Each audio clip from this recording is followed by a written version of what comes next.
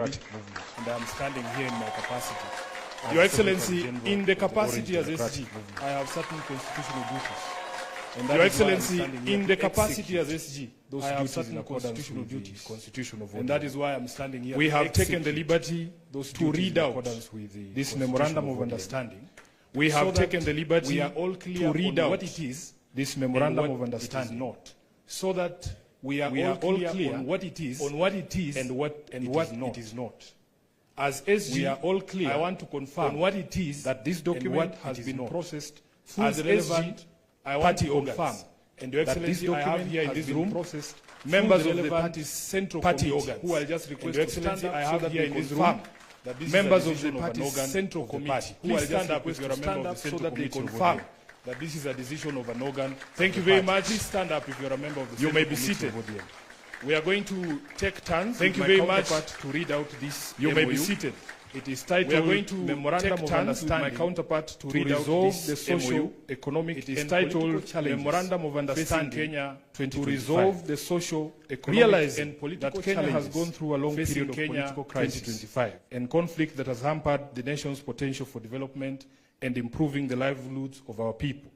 Noting that such crises have often resulted into demonstrations by our people demanding their rights, with the state often resulting to brutal suppression of such demonstrations that unfortunately lead to loss of life as well as property.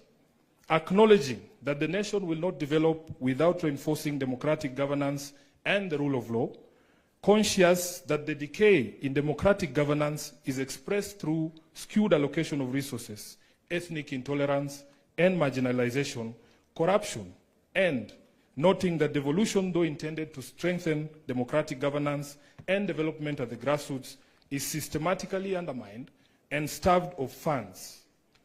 Now, therefore, His Excellency President Dr. William Samoei Ruto, CGH, and the Right Honorable Raila Odinga, EGH, being the party leaders of the largest political parties in Kenya and bearing the greatest political responsibility, acknowledge the need in setting up a broad platform for collaboration and cooperation between all political forces and other stakeholders in the Kenyan society to address these long-standing challenges that threaten our nationhood.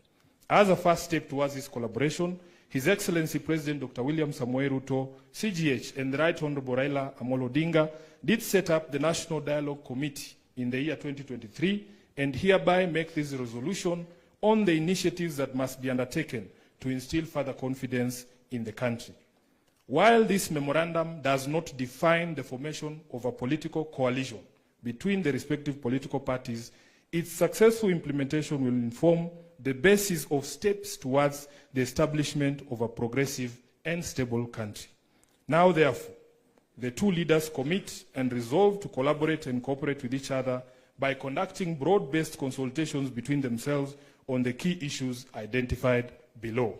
Number one, the full implementation of the National Dialogue Committee report, the NADCO report.